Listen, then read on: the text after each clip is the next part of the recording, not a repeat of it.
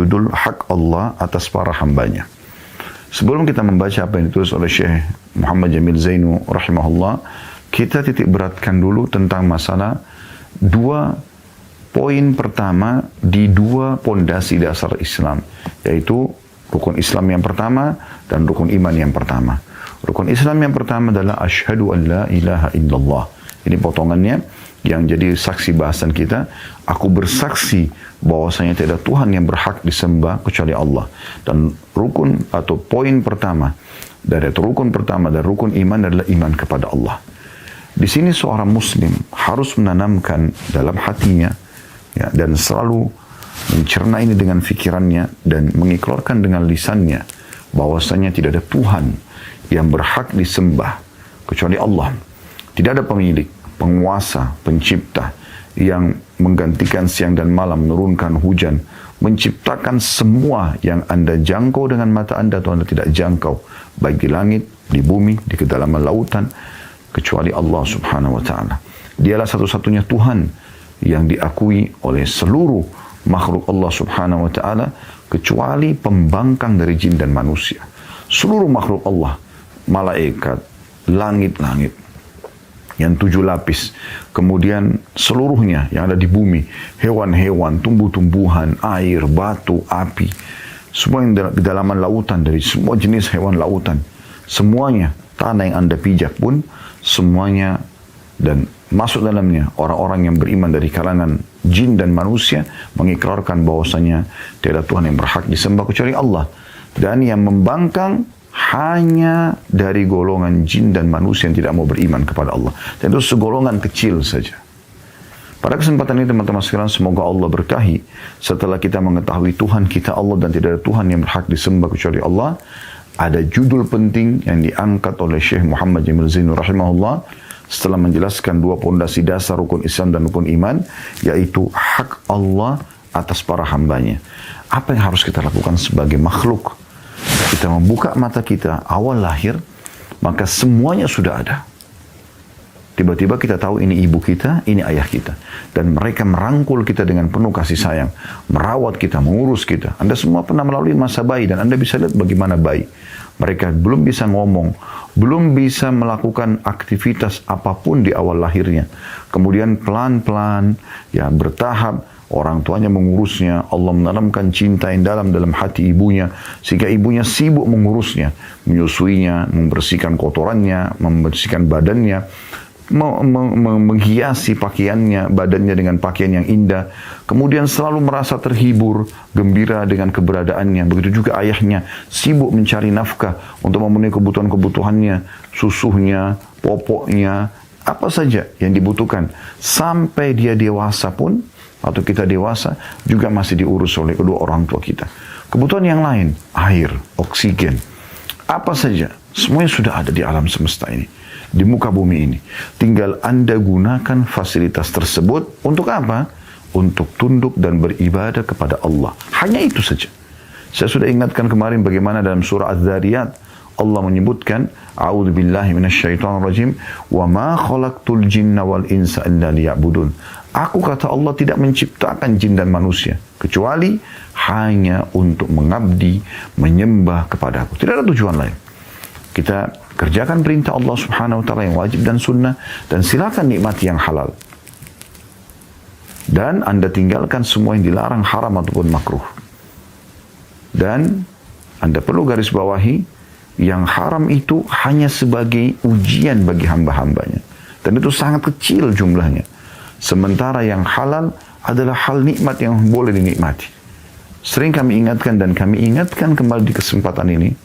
Ya, maksudnya kami ingatkan di pengajian-pengajian, dan kami ingatkan kembali pada kesempatan ini bagaimana saat Allah mengharamkan babi. Allah mengharamkan hewan-hewan yang bertaring untuk dimakan, yang dari daratan.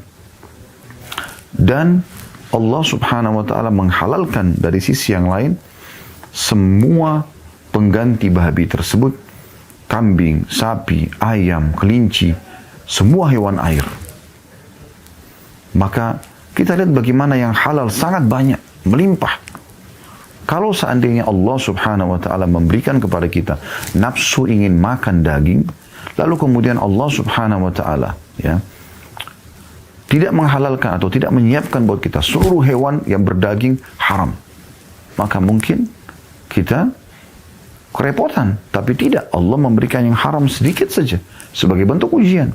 Di saat Allah haramkan khamar, minuman keras, Allah ganti dengan susu, madu, sirup, air putih, banyak ganti.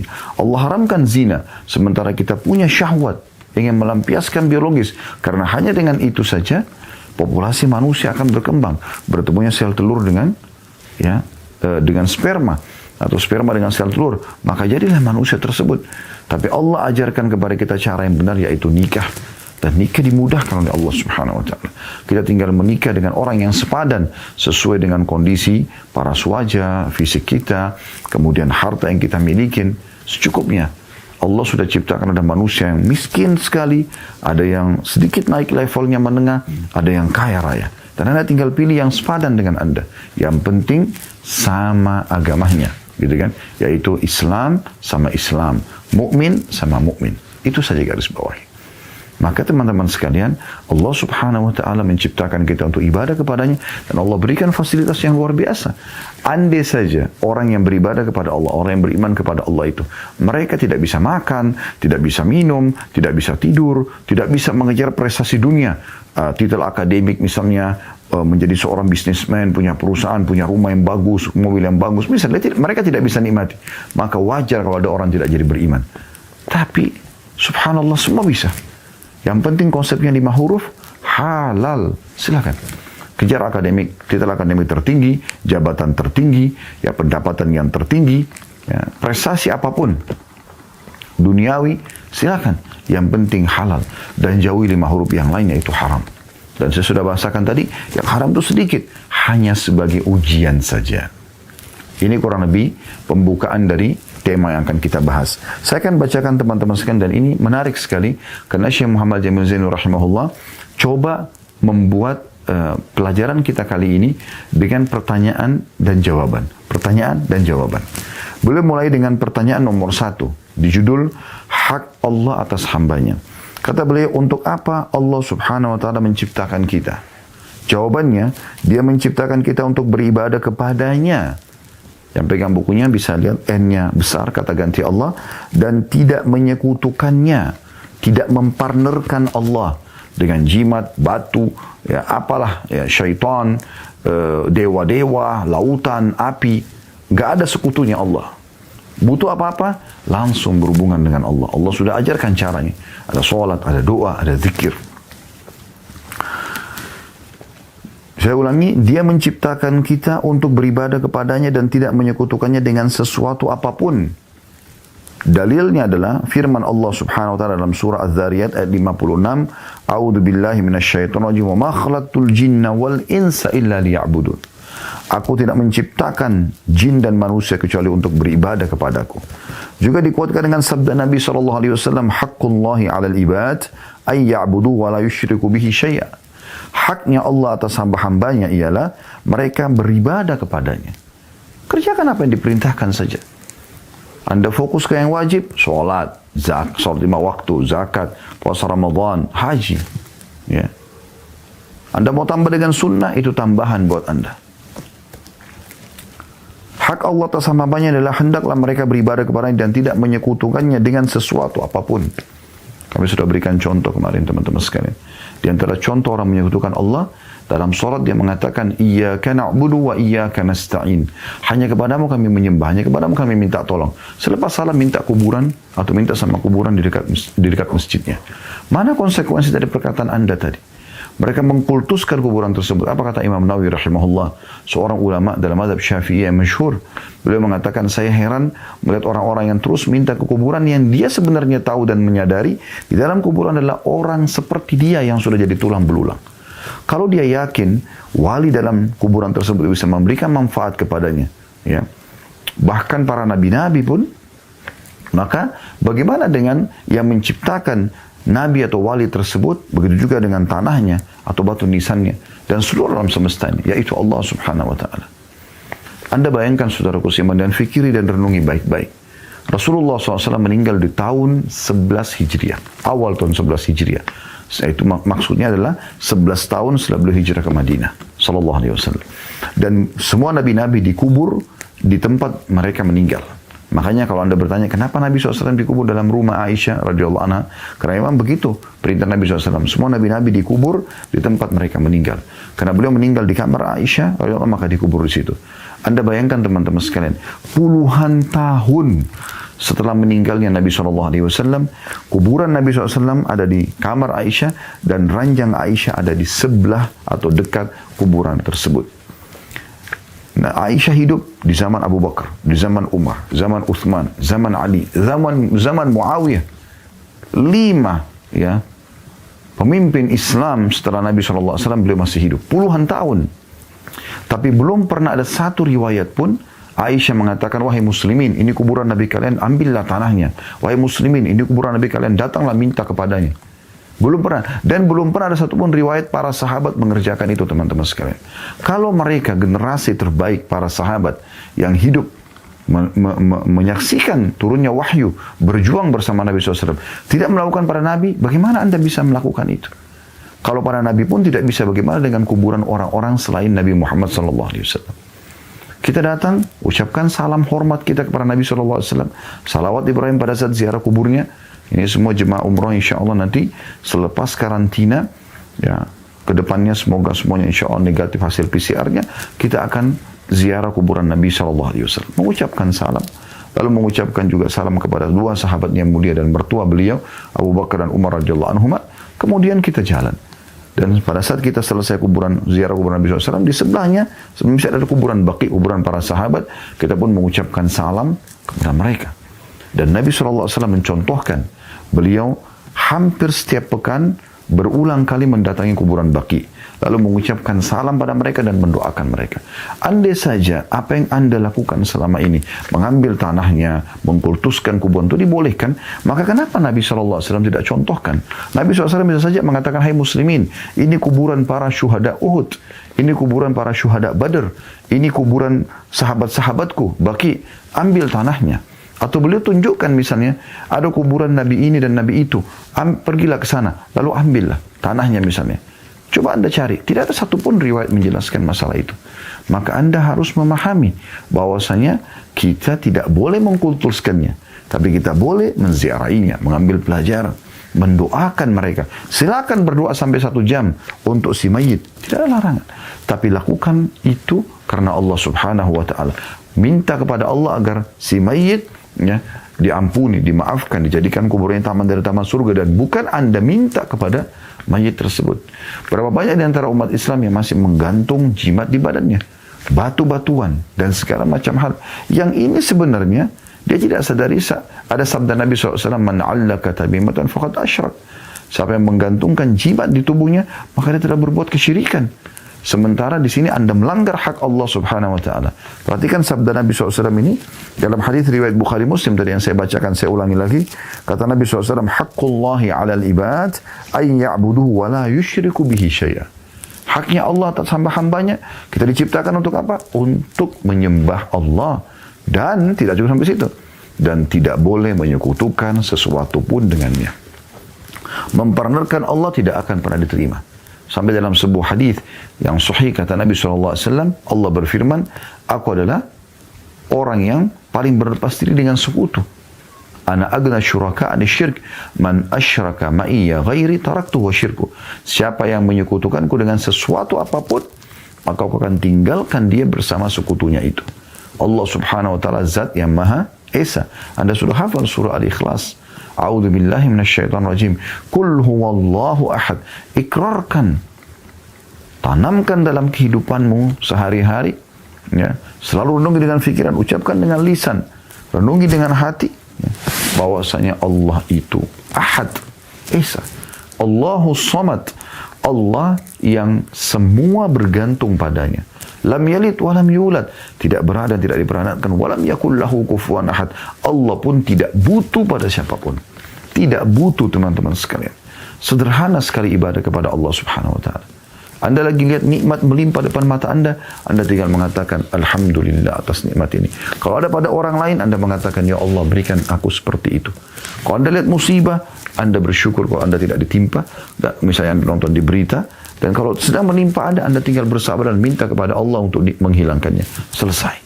Para sahabat Nabi Ridwanullah alaihim, kalau sendal mereka putus, mereka mengatakan, ya Allah, sendalku putus, gantikanlah. Minta sendal kepada Allah. Mintalah saudaraku seiman dari hal yang terkecil sampai hal yang terbesar kepada sang pencipta Allah. Bahasa sederhananya, manjalah pada Allah. Selalu merengek, minta kepada Allah Subhanahu wa taala. Dan ingat, meminta agar dipertahankan nikmat oleh Allah jauh lebih besar keutamanya dibandingkan musibah. Kalau datang, Anda minta agar dihilangkan musibah tersebut. Misal, kalau Anda lagi sehat, Anda lagi kuat, lagi melimpah harta Anda, jabatan Anda, nama Anda lagi harum, Allah tinggikan derajat Anda, maka Anda minta itu agar dipertahankan oleh Allah jauh lebih baik dibandingkan Anda sedang sakit, Anda sedang bangkrut, Anda sedang terlilit utang, Anda sedang difitnah oleh orang lain, lalu Anda minta solusi. Oleh karena itu, minta pada saat kita sedang sehat, lagi full nikmat itu, lagi sempurna. Kata Nabi SAW, kenalilah Tuhan kalian pada saat kalian sedang lapang, maka Dia akan mengenali kalian pada saat kalian sedang susah.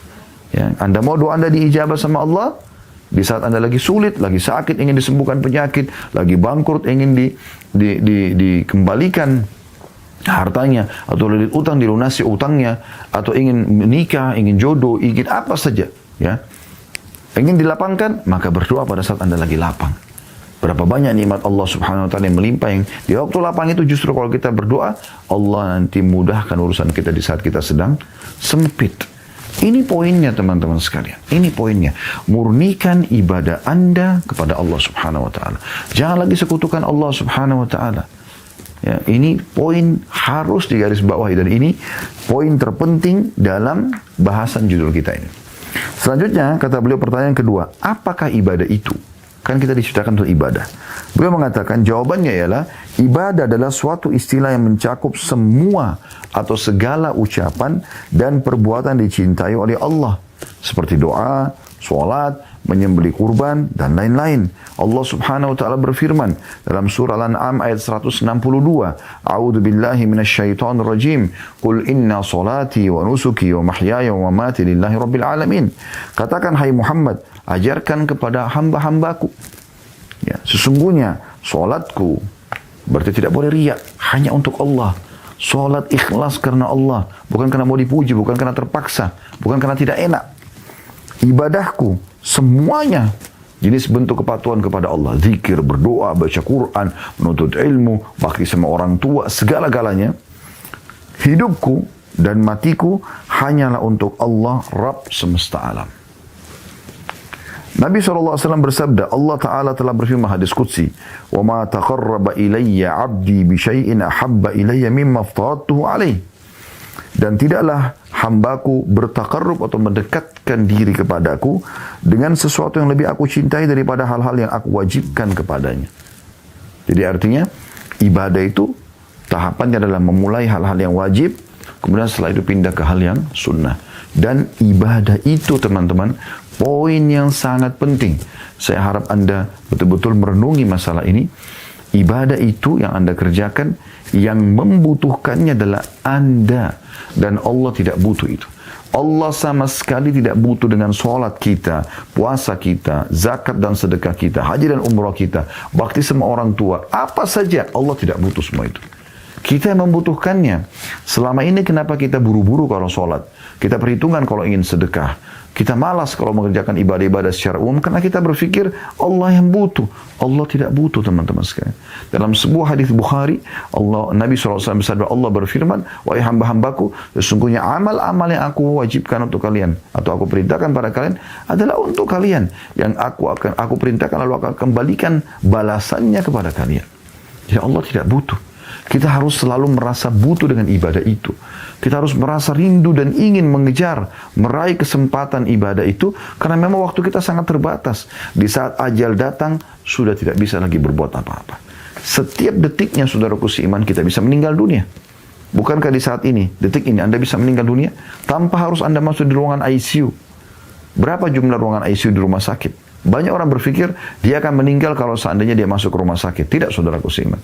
Anda lihat ruangan ICU hanya 2-3 di rumah sakit. Dan jumlah orang yang jalan di pinggir jalan jauh lebih banyak daripada orang yang ada di rumah sakit. Artinya orang yang meninggal dalam kondisi sehat lebih baik daripada orang yang meninggal dalam kondisi sakit. Begitu juga dengan orang yang muda. Banyak yang meninggal sebelum waktu tuanya. Banyak orang generasi bahkan lebih muda daripada kami sudah meninggal dunia, subhanallah. Ya.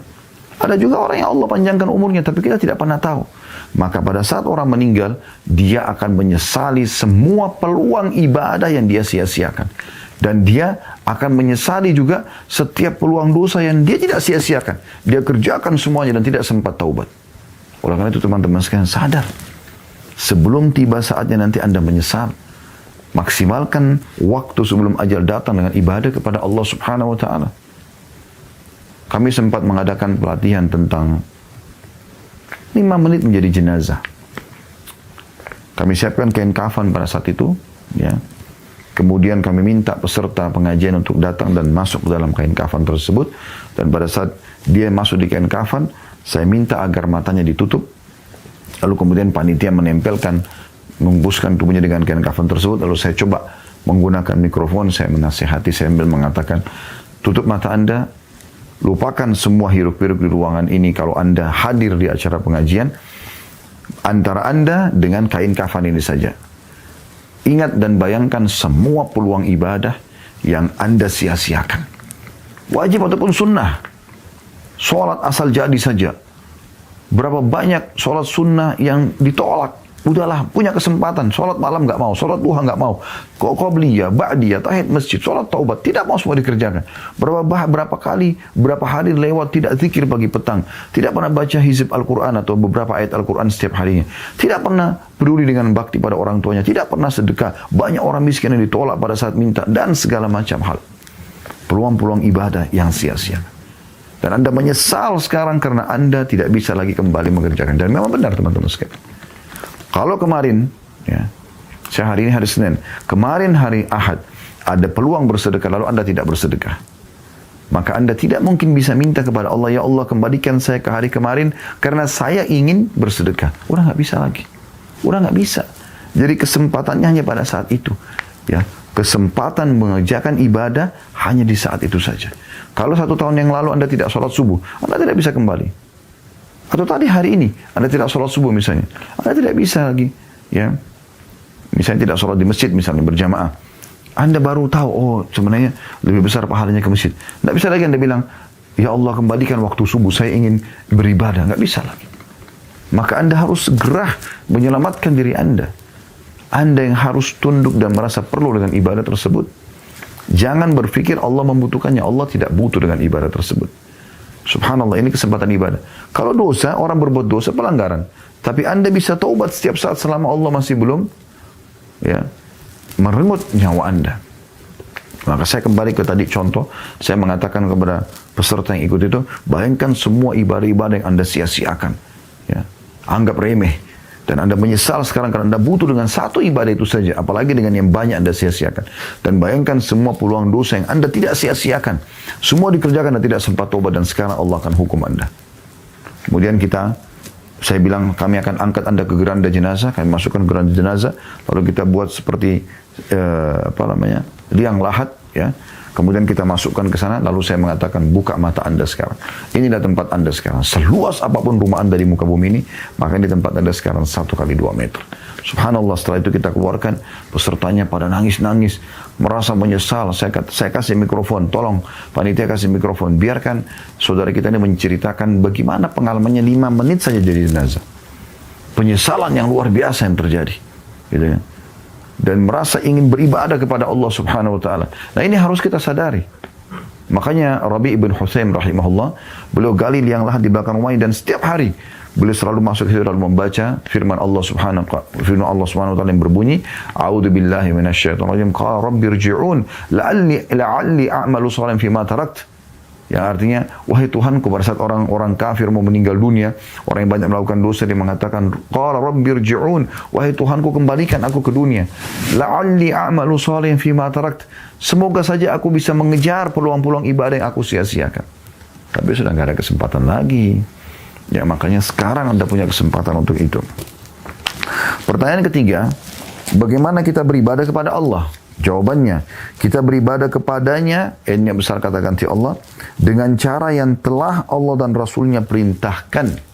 Jangan buat-buat ibadah itu, harus sesuai dengan apa yang Allah telah tuntunkan dan perintahkan. Ya.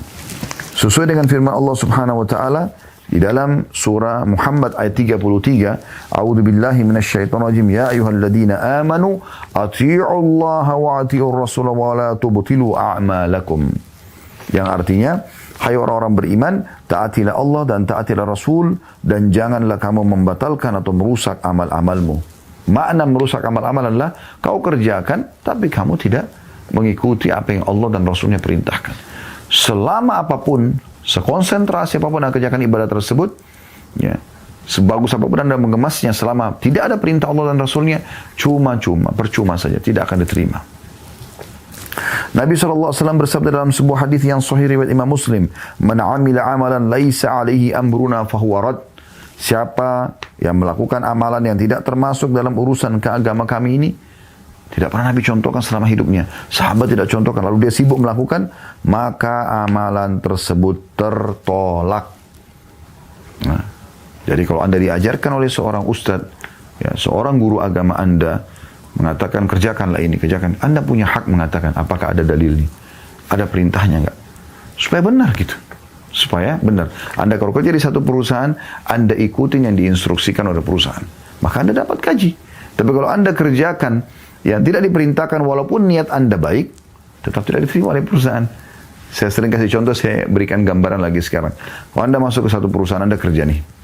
Anda masuk perusahaan tersebut memiliki karpet di depan pintu masuknya, misalnya warna biru, contoh. Anda masuk ke ruangan kerja, misal wallpapernya berwarna biru. Misal contoh seperti dinding kamar hotel ini misalnya. Ya. Kursinya mungkin juga mendekati warna yang sama misalnya, gordennya dan seterusnya. Tapi Anda suka warna coklat misal. Anda ambil inisiatif, mengeluarkan uang Anda sendiri dengan niat baik, Anda ganti sofanya. Anda ganti wallpapernya, Anda ganti karpet yang mau masuk ke dalam kantor tersebut dengan niat baik. Ya. Apa yang terjadi? Pimpinan perusahaan, pemilik perusahaan tidak akan suka karena Anda mendatangkan hal yang dia tidak diperintahkan. Untuk apa sibuk menggantikan sofa, menggantikan wallpaper? Walaupun Anda tidak suka, ini tempat yang sudah disiapkan. Mau kerja sini silakan, tidak mau ya sudah silakan cari perusahaan lain. Kan begitu rasionalnya.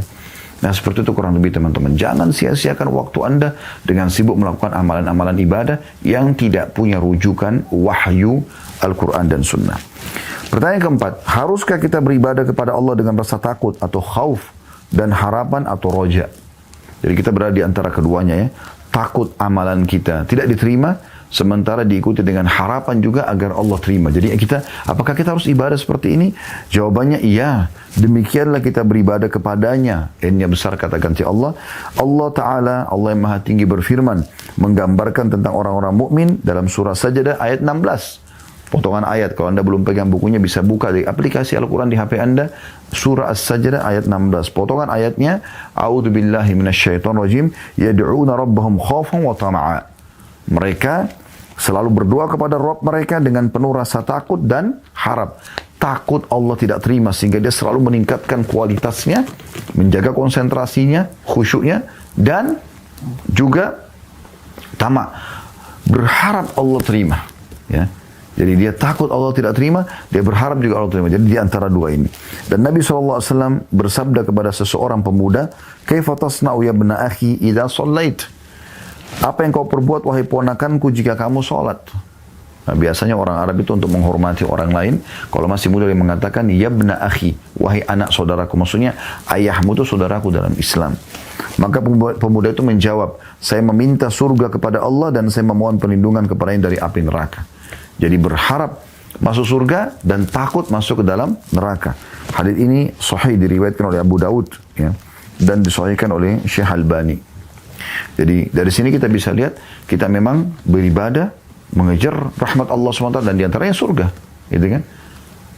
Begitu juga kita takut kepada Allah dan takut masuk ke dalam neraka. Jadi kalau Anda takut kepada apa yang Allah suruh Anda takut, berarti Anda beriman kepada Allah, gitu kan? Begitu juga Anda mengejar surga, berarti Anda mengejar apa yang Allah sudah janjikan, dan itu wajar. Itu justru tujuan kita beribadah kepada Allah Subhanahu wa taala. Pertanyaan kelima, apa yang dimaksud ihsan dalam ibadah? Ya. Jawabannya, ihsan adalah merasakan pengawasan Allah dalam ibadah. Ini bagian daripada ibadah.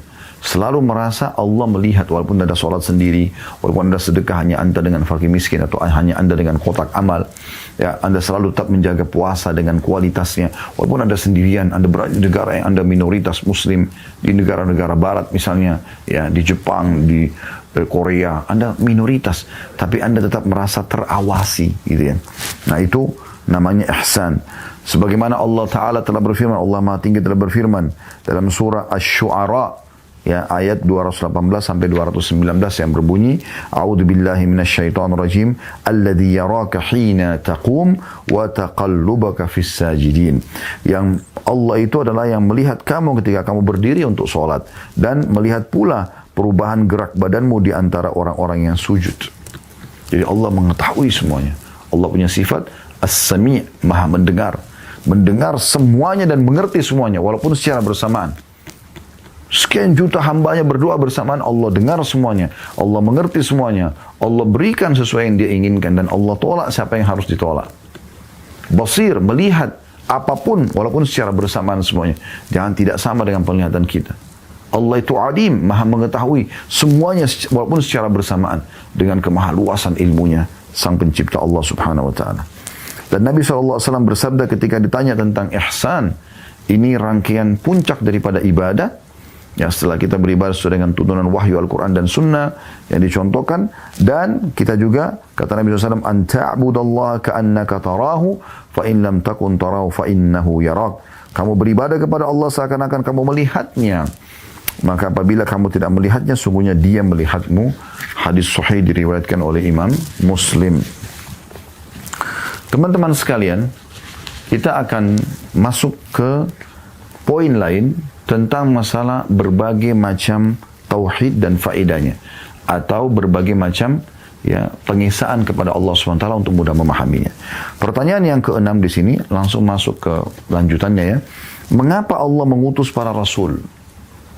Untuk apa rasul diutus, termasuk Nabi Muhammad SAW? Ya. Jawabannya, dia Allah mengutus mereka untuk mengajak orang-orang agar beribadah kepada Allah dan menolak peribadatan kepada apapun selain dia, selain Allah. Allah berfirman dalam surah An-Nahl ayat 36. Ini fungsinya para nabi-nabi dan rasul diutus. Dan ini juga fungsi dari para ulama dan para da'i-da'i. Karena mereka adalah penyambung, ya, lisan para nabi-nabi. Allah berfirman dalam surah An-Nahl ayat 36, A'udzubillahi minasyaitonirrajim, wa laqad ba'atsna fi kulli ummatin rasulan an i'budullaha wajtanibut taghut. Al-ayah. Dan sungguhnya kami telah mengutus rasul pada tiap-tiap umat untuk menyeru. Untuk apa? Semua 120 ribu nabi, di antaranya 313 rasul. 313 rasul, dan wajib Anda yakini sebagai, atau mengetahui kisahnya, dari jumlah itu adalah 25 nabi dan rasul, sebagai seorang muslim tentunya. Semuanya menyeru beribadahlah kepada Allah dan jauhilah tagut. Dan tagut adalah semua yang disembah selain Allah. Pohon, batu, jin, dewa-dewa, apa saja. Ya. Jadi harus menyembah Allah satu dan meninggalkan semua tagut. Dan Nabi SAW bersabda, Al-Anbiya'u ikhwah. Titik-titik, maksudnya ada lanjutan hadisnya, ini saksi bahasannya, wa dinuhum wahid. Semua nabi-nabi bersaudara dan agama mereka satu. Hadis riwayat Bukhari Muslim. Apa agama mereka? Islam. Enggak ada agama lain. Isa, Musa, ya, semuanya, Sulaiman, Daud, Yahya, Zakaria, semuanya, ya, terus naik ke atas, ya. Ishak, Ismail, Ibrahim, terus, ya, Nuh, Hud, Saleh, Shu'aib, terus sampai ke Adam alaihissalam, semuanya sama, ya. Mereka Islam. Karena Allah SWT mengatakan dalam Al-Quran, Inna dina indallahi Islam. Agama sisi Allah hanya Islam. Jadi judul agama Allah turunkan cuma satu, namanya Islam. Yang berbeda adalah di syariatnya. Peraturan-peraturan Allah, yang Allah ingin tambahkan, Allah tambah. Di Rasul ini, yang Allah ingin hapus, Allah hapus. Dan Allah tidak ditanyakan kenapa ia melakukan apa yang dia inginkan. Tapi agama adalah satu. Ada sebuah hadis Nabi SAW yang berbunyi, perumpamaan aku dengan nabi-nabi sebelumku seperti satu bangunan yang sangat bagus. Semua orang yang mengelilingnya terkagum-kagum. Lalu kemudian mereka melihat ada satu sisi dinding yang masih belum ditaruh batu batanya, melengkapi bangunan tersebut. Maka mereka mengatakan, orang-orang yang keliling rumah itu mengatakan, kalau ditaruh batu bata ini maka akan sempurnalah bangunan ini. Maka Nabi SAW mengatakan, akulah satu batu bata itu. Ya. Akulah satu batu bata. Maksudnya Nabi SAW melengkapi semua nabi-nabi dan rasul yang sudah diutus sebelumnya, yaitu untuk menyembah kepada Allah Subhanahu wa taala. Pertanyaan yang ketujuh, apa yang dimaksud dengan tauhid rububiyah? Mengisahkan Allah dari sisi penciptaan. Jawabannya, tauhid rububiyah adalah mentauhidkan segala perbuatan Allah seperti penciptaan, pemeliharaan, dalam kurung urusan alam semesta dan lain-lain. Allah Subhanahu wa taala berfirman dalam surah Al-Fatihah ayat 2, A'udzu billahi minasyaitonir rajim. Alhamdulillahi rabbil alamin. Ayat pertamanya bismillahirrahmanirrahim ya.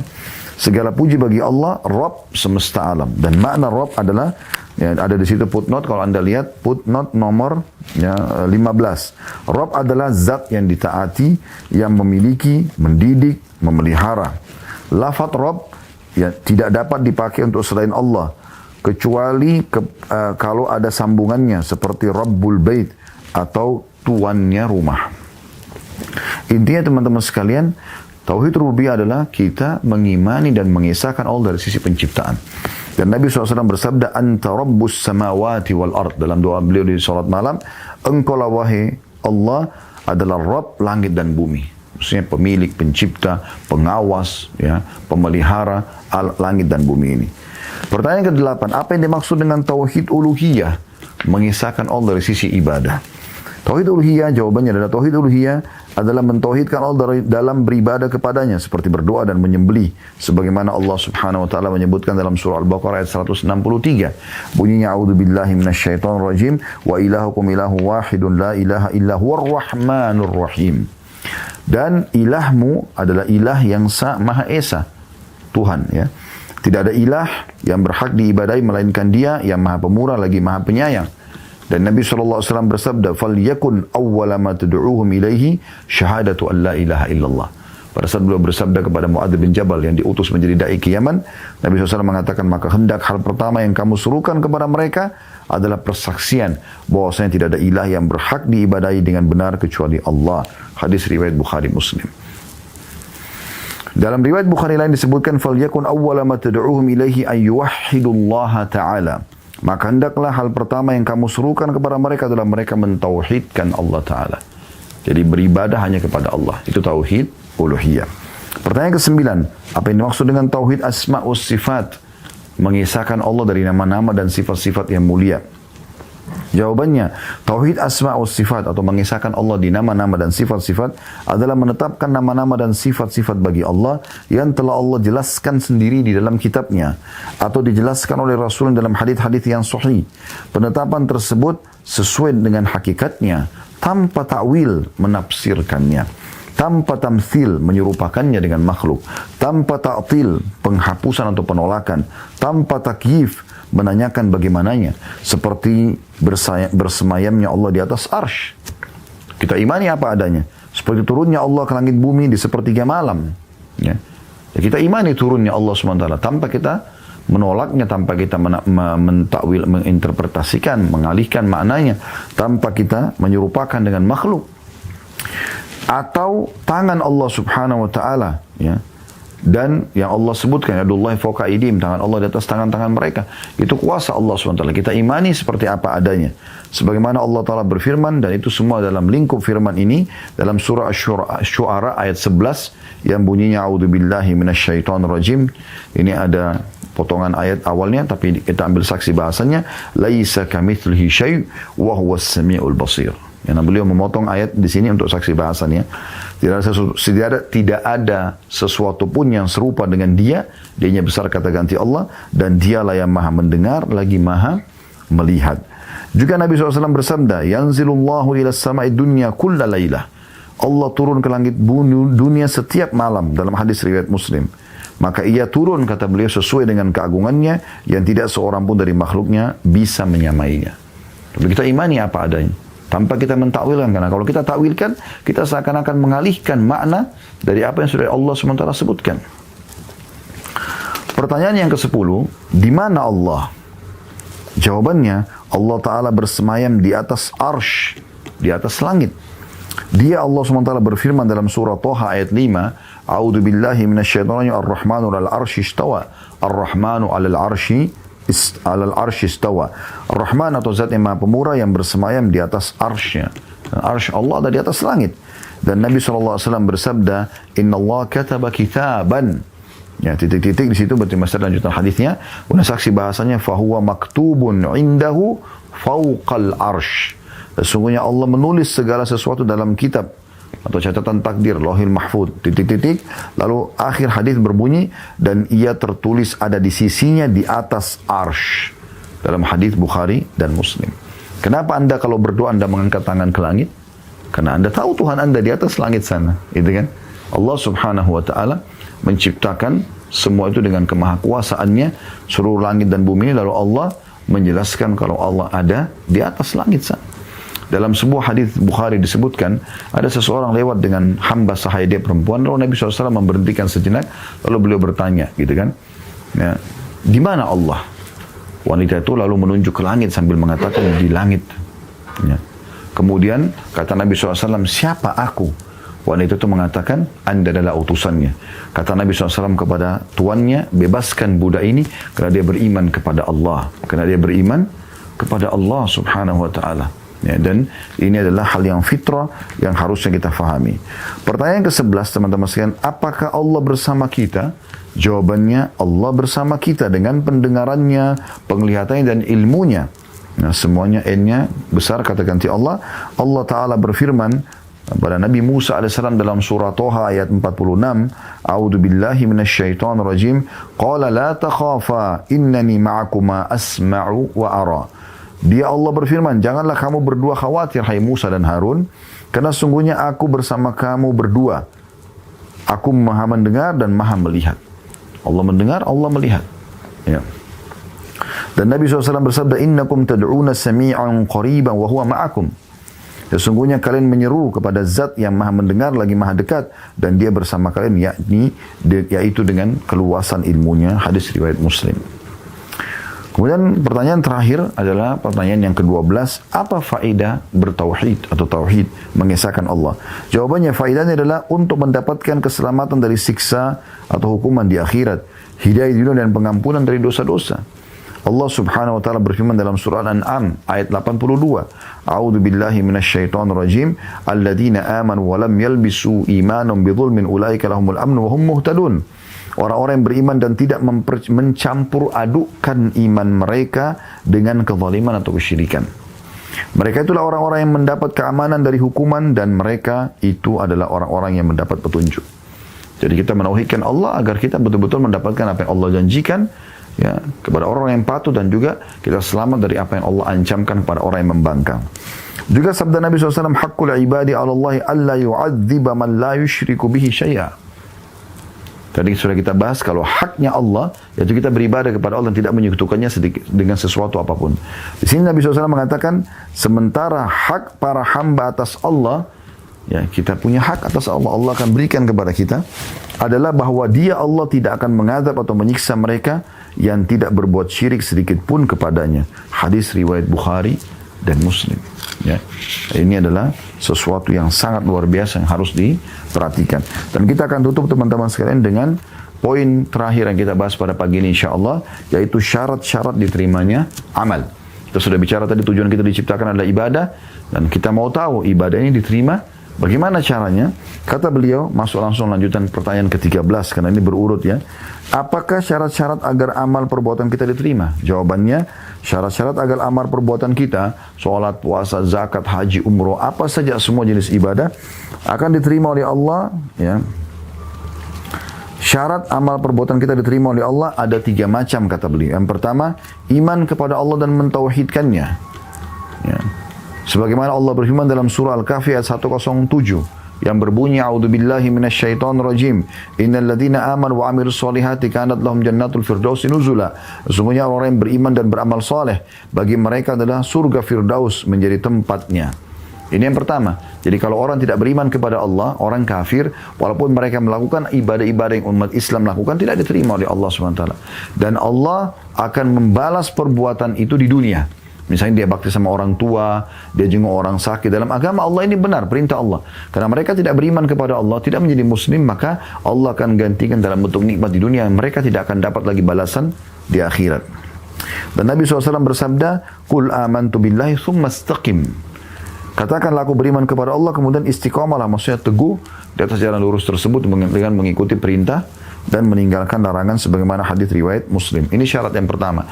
Jadi harus amal soleh Anda diikuti dengan keimanan Anda. Yang kedua, ikhlas, tulus, yaitu beramal karena Allah, bukan karena ingin dilihat orang, dalam kurung pamer, atau ingin didengar ucapan-ucapannya, misalnya kalau doa, zikir, baca Quran. Allah Ta'ala berfirman dalam surah Ghafir ayat 14, A'udzu billahi minasyaitonir rajim. Fad'ullaha mukhlishina lahuddin. Ya, sampai sini saksi bahasan kita. Ayatnya masih berlanjut ya. Maka beribadahlah kepada Allah dengan memurnikan ketaatan kepadanya. Jadi harus ikhlas. Dan dalam sebuah hadis yang sahih kata Nabi SAW, Inna Allah la yakbalu amalan illa ma kana khalisan liwajhi. Allah tidak akan terima amal kecuali yang ikhlas karenanya. Ya, jadi Anda harus tulus betul-betul. Orang lihat atau orang tidak lihat, Anda tetap beribadah kepada Allah SWT. Semua bisikan yang mengarahkan Anda untuk riya, untuk pamer, maka Anda tinggal tepis. Selama Anda tidak ikuti bisikan syaitan tersebut, amalan Anda tetap diterima oleh Allah SWT. Tapi kalau Anda ikutin alur bisikan tersebut, maka Anda telah melakukan syirik kecil atau riya. Yang ketiga adalah sesuai dengan yang dicontohkan oleh Rasulullah SAW, yaitu sesuai dengan sunnah. Sebagaimana Allah SWT berfirman dalam surah Al-Hasyr ayat 7 yang berbunyi, A'udzu billahi minasyaitonir rajim, wa ma ataakumur rasulu fakhudhu wa ma nahakum anhu fantahu. Ini potongan ayat ya. Apa yang diberikan Rasul kepadamu, maka terimalah. Dan apa yang dilarang bagimu, maka tinggalkanlah. Maksud dalam hal ini perintah adalah wajib dan sunnah. Walaupun wajib Anda harus kerjakan, yang sunnah pilihan Anda kerjakan, tapi sunnah juga untuk dikerjakan, gitu kan? Dan Anda tinggalkan apa yang Allah larang, baik itu haram sudah wajib Anda tinggalkan, atau yang makruh Anda punya pilihan, tapi lebih baik Anda jauhi tentunya. Dan termasuk dalam hal yang dilarang adalah yang tidak dicontohkan oleh Nabi SAW. Ini dilarang, gitu kan? Sebagaimana tadi saya kasih contoh di perusahaan, Anda kerjakan perbuatan yang tidak diperintahkan. Niat Anda baik, tetap tidak diterima oleh pemilik perusahaan tersebut. Kemudian sabda Nabi SAW yang masyhur, hadis ini, hadis riwayat Imam Muslim, Man amila amalan laisa alaihi amruna fahuwa raddun. Riwayat lain mardud. Dan siapa yang melakukan amalan yang tidak termasuk dalam urusan agama kami ini, belum pernah kami contohkan, maka amalan tersebut tertolak. Dan ini harus diperhatikan baik-baik teman-teman sekalian supaya amalan kita pasti diterima oleh Allah Subhanahu wa taala. Dan insyaallah pertemuan akan datang kita akan masuk nanti ke bahasan baru yang merupakan lawan daripada bertauhid. Kita sudah bahas tadi masalah tauhid, mengesahkan Allah Subhanahu wa taala, maka kita akan bahas nanti insyaallah syirik, dan kita akan masuk syirik besar di halaman 20.